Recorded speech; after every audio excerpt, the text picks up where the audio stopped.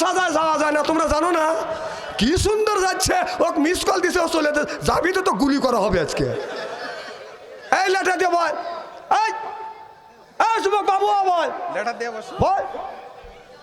এই আজকে মারামারি হয়েছে, মারামারি মারামারি বলছেন তো। 3-4টে মেয়ে রাস্তা দিয়ে চলে হেঁটে যাচ্ছে, আর 4-5টা ছেলে পিছন থেকে বলতেছে, হ্যাঁ রে মধু মধু। যেই কছে মধু, হ্যাঁ হাই রে যাচ্ছে মধু রে মধু। যেই বলছে মধু মধু, তখন ওই মেয়ে 3জন মাইন্ড করছে। ছেলে কাছে আসছে, এদিকে যে আসছে পায়ে থেকে স্যান্ডেল তুলে মারছে বাড়ি। যেই বাড়ি মারছে, যুবক মানুষ ওরাও তো বক্সেন দিয়ে বাইরে ফেলাইছি। এই নিয়ে হই হই হাসপাতালে নিয়েছি। আমি শুয়ে রয়েছি, রাতভরা মাহফিল করছি, আমার খালি রিং দিচ্ছে, আমার মোবাইল বন্ধ। তখন আমাকে ডাক দিলে যে হুজুর তাড়াতাড়ি ওঠেন। কি কয়? মধু মধু কয় মারামারি করছে। যা দিয়ে যে একটা সামনের দাঁত ভাঙেই গেছে।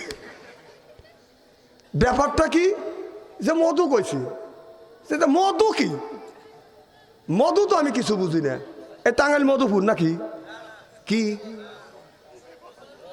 শুনলাম নাকি যে কে জানে তরমুজ বিক্রি করছে, সে কাইটে দিয়ে বলতেছে এটা তরমুজ না, এটা মধু মধু। এটা কি কথা কয় না, এটা কি মধু মধু। এই কথা বলে ভাইরাল হয়েছে। মেয়েরা রাস্তায় সাজগোজ করে হাইটে যাচ্ছে, আর যুবকেরা পিছনে। ওই যুবকেরা যে মাইন্ডেই বলুক, আল্লাহ ভালো জানে ওদের মনের খবর জানে কে। ওই মেয়েরা যাচ্ছে, ওরা পিছন থেকে বলছে মধু রে মধু মধু মধু। তখন ওরা মাইন্ড করছি। এইটা নিয়ে ওই মেয়ে 3জন কাছে এসে স্যান্ডেল তুলে বাড়ি মারছি।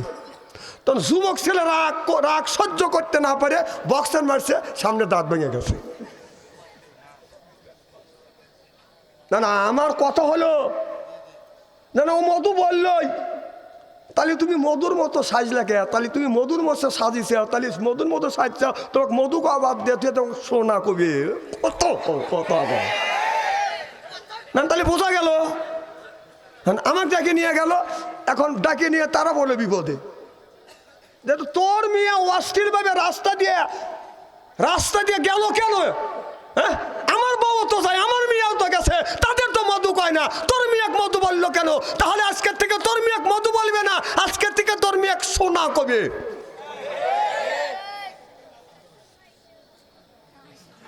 না না, কথাকে আমি অবাস্তব বলতেছি। এই ভাইরাল কথা নিয়ে সেই জিনিসটা ভাইরাল হয়ে গেছে, আর রাস্তা দিয়ে ছেলেরা মধু মধু বলতেছে, আর তোমার লাগে গেছে মধু মধু। তুমি মধু, তুই মধু না, তুই গু। কথা কন না কে? না গুই যদি না হয়, কথা শোনেন, এখানে যদি পয়সা যায়, এখানে কিন্তু মাছি আসবে। কথা কন, মাছি বসবে না? আর এই শরীরে যদি পছন্দ যদি না ধরে, আতর সেন যদি নেয়, এখানে কি মাছি বসবে? আমি এইটা বুঝলাম যে তোর মেয়ে হলো পশি, আর ওই ছেলেরা হলো পচা। পশি রাস্তা দিয়ে শ্বাসগোজ করে যায়, আর পচা পিছন থেকে লাভ ইউ লাভ ইউ। কথা কম, এদিন পশিকে পচা বলে মধু। কথা কর না কে? ওইলে পশি মধু, ওইলে পচা মধা।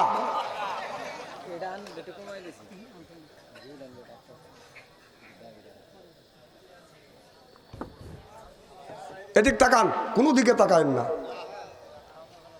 হযরত ইব্রাহিম আলাইহিস সালাম আল্লাহর কাছে বেটা চাইলেন, আর আমরা বেটা চাই বাদান পীরের দরবারে। ইব্রাহিম আলাইহিস সালাম আল্লাহর কাছে বলল, রব্বি হাবলি মিনাস সলিহিন, আল্লাহ একটা নেক বেটা দাও।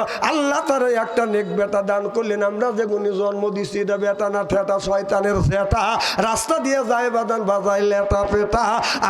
আপনার হালত কুম ফেতনা, তুমি বেটা বিটি হচ্ছে বাদান পরীক্ষার বস্তু। বাবা নামাজ পড়ে রোজা রেখে হজ করে যাকাত দেওয়ার পরেও কিয়ামতের ময়দানে ওই বাবা বিনে হিসেবে বাদান জাহান্নামে যাবে। কারণ ওই যে ছোট ছেলের বয়স হলো বাদান আপনার 7 বছর 10 বছর, মেয়ের বয়স 10 বছর, তার হাতে স্ক্রিন টাচ মোবাইল বাদান তুলিয়া দিছে।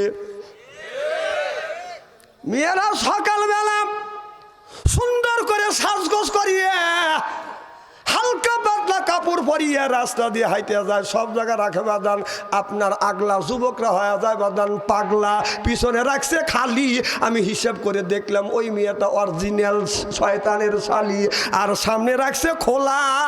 এরপরে যুবকদের সামনে রাখছে বাদান ফাঁকা, এরপরে যুবকরা আস্তে আস্তে তাকা, চশমা জোলায় চুলে কথা বলে বলে চোখে চোখ করে খেজে ওইতে যে কুত্তর ছাও।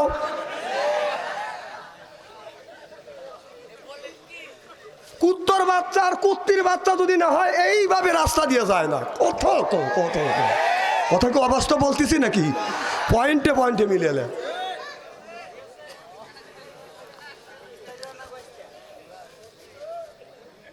আবার কয় মধু, মধু কোনটা? এইটা হলো মধু। সুবহানাল্লাহ জোরে কয়। কোরআন কি মধু? আচ্ছা, জীবন ভরা যতদিন যতবার কোরআন তেলাওয়াত সূরা ফাতিহা এমন কোন লোক নাই যে সূরা ফাতিহা পড়ে নাই। কি কন? কোনোদিন কি অতৃপ্তি লাগছে যে দৈনিক প্রত্যেক দিন সূরা ফাতিহা দিয়ে নামাজ শুরু করি, আজকে ফাতিহা ছাড়িয়ে দিয়ে সূরা ফালাক দিয়ে নামাজ শুরু করি? যতই পরে ততই মধুর লাগে। সুবহানাল্লাহ জোরে কয়।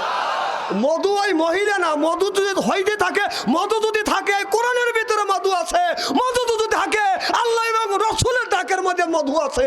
চিল্লা কোন ঠিক কিনা? তোর মেয়ে তো যে মধু মধু বলতেছিস, ওর যদি সকালবেলা যদি মুখ না ধোয় ওর মুখের কাছে লাক লেওয়া যায় না, গন্ধ। ঘুম আসতে চোখ দিয়ে আসে কে? তোর কথা কর না কে? সকাল রাত্রে শুয়ে থাকে, সকালবেলা ব্রাশ না করলে মুখের কাছে মুখ লেওয়া যায় না, তাক দিয়ে কয় মধু মধু।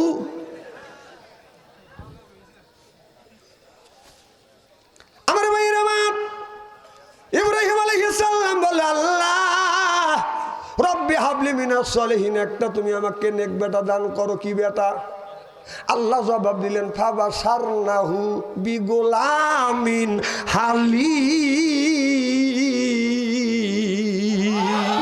আল্লাহ বলে, হে বন্ধু ইব্রাহিম, তুমি পুত্র চাইলে, বেটা চাইলে, বিগুলামিন, আমি একটা গোলাম দান করব। এমন একটা গোলাম দান করলেন, এমন একটা গোলাম দান করলেন, সেটা হলো ধৈর্যশীল গোলাম।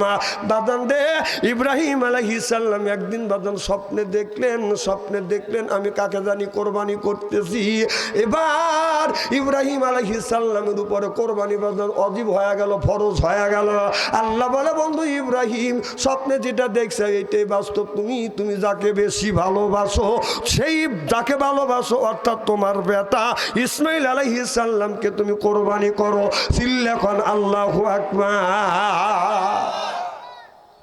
ইব্রাহিম আলাইহিস সালাম বেটা ইসমাইল আলাইহিস সালামের কাছে গেলেন, ডেকে এনে বলল, বাবা আসলামা, আমি তোমাকে কোরবানি করব। বলে, ভালো আম্মা, বেটা আমি তোমাকে কোরবানি করব। এই কথা যখন মাথায় হাত দিয়ে বললেন, ভালাম আমি তোমাকে কোরবানি করব, ছেলে বলতেছে, আল্লাহ বাবা আপনি যদি আমাকে কোরবানি করেন কি হবে? কয়, তোমাকে যদি কোরবানি করি আমার আল্লাহ খুশি হবে। ছেলে উত্তর দিল, আসলামা, আমু খুশি। সুবহানাল্লাহ। ভালাম্মা, তোমাকে কোরবানি করব। ছেলে বলে, আসলামা, আমু কোরবানি হব। সুবহানাল্লাহ। কোন কাকে খুশি করবার জন্য? একমাত্র আমার আল্লাহকে খুশি করবার জন্য। আল্লাহ বলে, রে ইব্রাহিম, তোমার সন্তানকে তুমি কোরবানি করো। এবার ইসমাইল আলাইহিস সালাম জমিনের মধ্যে বাদান টান হয়ে যখন শুয়ে পড়লেন, ইব্রাহিম আলাইহিস সালাম একটা ছুরি এইরকম করে বাদান হাতে নিলেন, ছুরিটা এইরকম করে বাদান হাতে নিলেন। ইব্রাহিম নবী টান হয়ে ছুরিয়া হাতটা টান করে দিলেন, পাটা টান করে দিয়ে বলল, বাবা আপনি আমার গলায় ছুরি চালান, এতটুকু আমি নড়াচড়া করব না। ইব্রাহিম আলাইহিস সালাম ছুরি হাতে নিয়ে বিসমিল্লাহ আল্লাহু আকবার যখন বলেছে, আল্লাহ আরশে আজিম থেকে জিবরাইল আলাইহিস সালামকে বলল, জিবরাইল রে, সায়াদাক মিনার ময়দানে আমার বন্ধু ইব্রাহিম আলাইহিস সালাম তার সন্তান ইসমাইলকে কোরবানি করবার জন্য জমিনে শোয়াইছে, তাড়াতাড়ি যা, আমি আল্লাহ বাহিরের টুক দেখি না। ইন্নাল্লাহা আলিমুম বিজাতিস সুদূর, সব মাখলুকের মনের খবর কে জানে? আল্লাহ বুঝতে পেরেছে, দুইজনই রাজি। সুবহানাল্লাহ। জিবরাইল তাড়াতাড়ি যা, জান্নাতের ভিতর থেকে একটা ইসমাইল আলাইহিস সালামের থুতির নিচে দাঁত।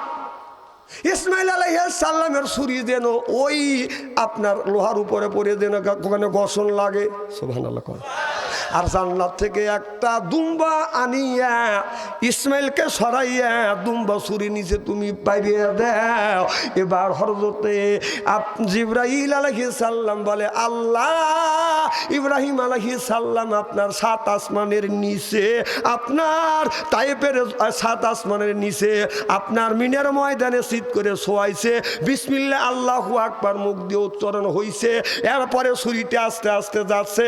আমি রইলাম বড়র গাছের নিচে, সেই 7 আসমানের উপরে।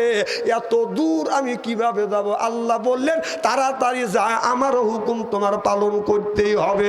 সিল্লাকান আল্লাহু আকবার। কিতাবের মধ্যে আসছে জিবরাইল আলাইহিস সালাম কয়, আল্লাহ 600টা পাখা দিছে। কয় শত? 600টা পাখা দিছে। 600টা পাখা দিয়ে এই যে বাড়ি শুরু করছে, আস্তে আস্তে এসে দেখে ছুরি যাই নেই, তার আগেই এসে জিবরাইল আলাইহিস সালাম হাজির হয়ে গেছে। আমার কথা কি মগজের মধ্যে ঢুকছেন? তাহলে তারাও বেটা, তারাও বাবা, যখন ছুরি এসে এরকম করে লোহার টুকরো ধরলেন, ছুরি আসিয়া বাঁধান ওই জায়গা যখন গ্যাস লাগলেন, ইসমাইল আলাইহিস সালামের বাবা ইব্রাহিম নবী মনে মনে চিন্তা করলেন, আল্লাহ, এই জায়গা ছুরি এখন লাগছে, ঠাসি মারলেই ছেলের গলা কেটে যাবে। এমন সময় জিবরাইল আলাইহিস সালাম হাত ধরিয়া ইসমাইলকে পাশে দাঁড় করাইছে, তুম্বা পেরে দিলেন, থুতির নিচে বাঁধান লোহা পারলেন, ছুরি যাও ওই জায়গা বাঁধান ঠেকলেন, ইসমাইল আলাইহিস সালামকে হাত দিয়ে সরাইলেন। এরপরে বাঁধান দুম্বা পাইয়া দিলেন, ঠাসি মারিলেন, 3টে বাঁধান ফ্যাস দিলেন। প্রথম ফ্যাসে বাঁধান কয় খ্যাস, 2 নাম্বার ফ্যাসে বাঁধান কয় ক্যাস। কথা বুঝতেছেন না? 3 নাম্বার ফ্যাসে বাঁধান দাবিয়ে গেছে, হাতে রক্ত পড়ছে। ইব্রাহিম আলাইহিস সালাম চোখ বন্ধ করে আছে। আজার হলো বেটা, নিজের কলিজের টুকরা সন্তানের গলায় বাঁধান ছুরি চালাচ্ছে, হাতে যখন রক্ত পড়ছে তখন চিন্তা করছে, আল্লাহ, আমার বেটা ইসমাইল কোরবানি হয়ে গেছে, তুমি কি কোরবানি কবুল করছো? আল্লাহ বলে, ইব্রাহিম, তুমি চোখ খোলো, তোমারও কোরবানি আমি আল্লাহ কবুল করেছি। ইব্রাহিম আলাইহিস সালাম চোখ খুলে দেখে ছেলে পাশে দাঁড়া আছে, আর দুম্বা কোরবানি হয়ে গেছে। হযরতে ইব্রাহিম আলাইহিস সালামের কাছে আল্লাহর কাছে বললে, আল্লাহ, এটা কি করলাম, আর কি হইল? আল্লাহ বলে, বন্ধু ইব্রাহিম রে, আমি বাইরের টুক দেখি না, আমি অন্তরের টুক দেখি। কারণ তুমিও রাজি, তোমার বেটাও রাজি। আমি আল্লাহ বুঝতে পেরে আমি তোমার বেটাকে কোরবানি করি নাই, একটা দুম্বা কোরবানি করাইছি। সিল্লাকান মারহাবা। জিবরাইল আলাইহিস সালাম আপনার হযরত ইব্রাহিম আলাইহিস সালাম জিবরাইল আলাইহিস সালামের দিকে লক্ষ্য করে দেখে জিবরাইল আলাইহিস সালাম বাদান এরকম করে বাদান হাঁপাচ্ছে। গোড়া যখন আপনার হাঁপায়, দৌড়লে গোড়া বাদান হাঁপায় কি কারণ হাঁপায় কিনা? এই হাঁপানির কথা কোরআনের মধ্যে আল্লাহ বলেছেন, মুফতি সাহেব আছে, মাওলানা সাহেব আছে, আল আদিয়াতে দাবাহা। সুবহানাল্লাহ। এই সূরা দাবাহানের ভিতরে বলেছে আপনার গোড়ার কথা বাদান উচ্চারণ করেছে। আমি এই কথাটা বলতে চাচ্ছি না, এরকম করে বাদান হাঁপাচ্ছে। আমার নবী লক্ষ্য করে দেখে জিবরাইল আলাইহিস সালামের প্রত্যেকটা পশম মোবারক থেকে বাদান আপনার গাম বের হচ্ছে, পানি বের হচ্ছে। আমার নবী বলে, জিবরাইল, তুমি হাঁপাচ্ছ, আর তোমার প্রত্যেকটা পশমের গোড়া দিয়ে দিয়ে পানি বের হচ্ছে, গাম বের হচ্ছে। জিবরাইল আলাইহিস সালাম বলে, ইয়া রাসূলুল্লাহ, ও নবীজি, আমি যা জানি, আমি যা দেখছি, আপনি তা দেখেন নাই। আপনি তো আল্লাহকে খুশি করবার জন্য আপনার সন্তানকে জমিনে যখন পেরে ফেলছেন, ছুরিটা এইরকম বিসমিল্লাহ বলে, আল্লাহু আকবার বলে ছুরিটা যখন আপনি ছেড়ে দিচ্ছেন, নিচের দিকে ছেলের গলার দিকে ছুরিটা যাচ্ছে। এমন সময় আমার আল্লাহ আল্লাহ আমাকে বললো জিবরাইল তাড়াতাড়ি যা মিনার ময়দানে যা, আমার বন্ধু ইব্রাহিম আলাইহিস সালামের ছেলে ইসমাইল যেন কোরবানি না হয়, জান্নাত থেকে একটা লোহার টুকরো ধরো। এই যে দেখো লোহার টুকরো আমি এসে ধরছি, এই টুকরার উপরে তোমার ছুরিটা এরকম করে ঘেঁষা লাগছে, এরপরে দুম্বা আনছি, তোমার ছেলেকে আমি সরাইয়া দিয়েছি। সুবহানাল্লাহ। যদি মানুষ কোরবানি যদি কবুল হয়ে যাইতো, এই বাংলাদেশের একটা বুড়ো বয়সে থাকতো না। ছেলের যদি বাপের যদি 5টা ছেলে থাকতো, বাপ বলতো তো বড় ছেলেকে কোরবানি দেবো, তখন ওরা 5 ভাই যুক্তি করে পরামর্শ করে বলতো যে এই বছর তোকে দিবে, পরের বছর আমাকে দিবে, তারপরের বছর আমারে দিবে, তারপরের বছর আমারে দিবে। অতএব কি কর, এই 4-5 ভাই মিলে এই বুড়ো আর বুড়িকে একসাথে কোরবানি কর। হ্যাঁ, বেজাল হওয়া যাইতো, কথা কর না কে। দেখেন আল্লাহ কি সুন্দর সিস্টেম করে দিছে।